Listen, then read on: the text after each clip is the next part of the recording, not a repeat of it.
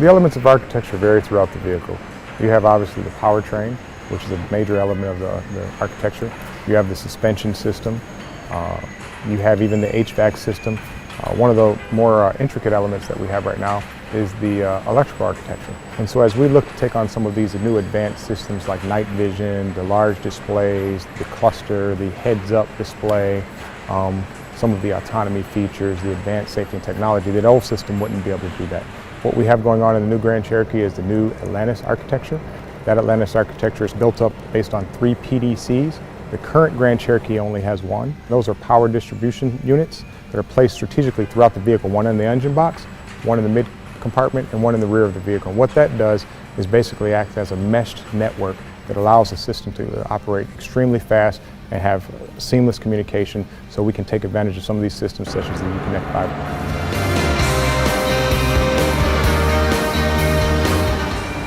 Our drowsy driver alert system basically spends the first period of time when the operator is driving the vehicle learning what you're doing. It's basically learning what your driving patterns are.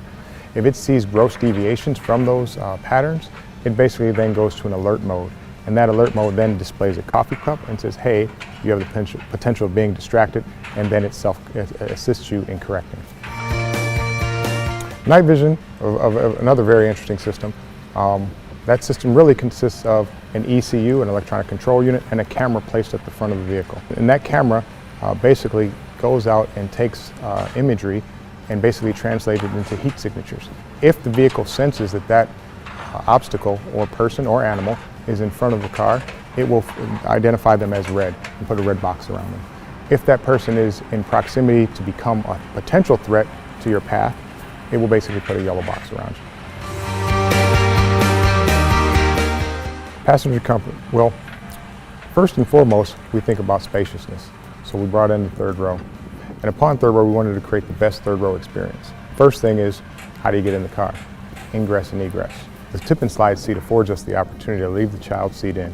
In addition, we allow the second row seat to be slidable, so we can move forward and aft and provide maximum space so a person can get into the car. Comfort isn't always a physical attribute. Sometimes it's an emotional attribute. And so you just want to see what's going on.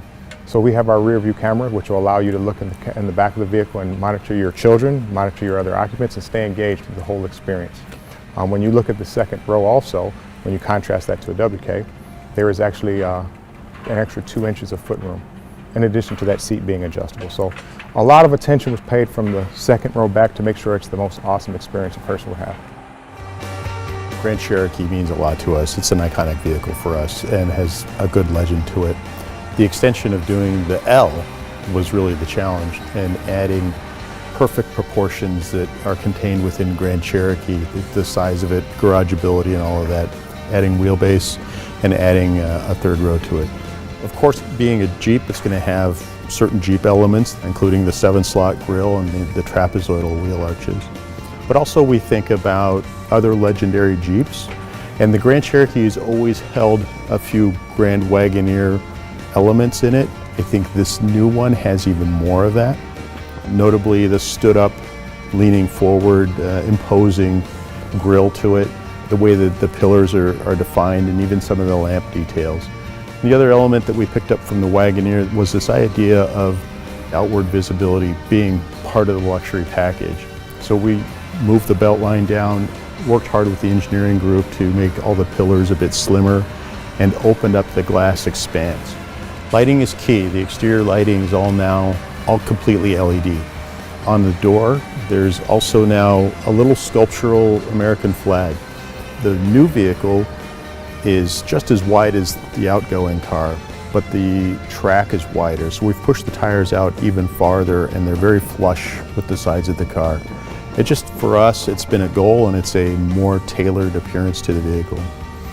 When we added the third row, the goal was to get it not to be just we squeezed a third row in the back of the vehicle. It had to be a very comfortable third row. I'm happy to say an adult comfortably fits in the third row, and you could go for a long distance in the third row.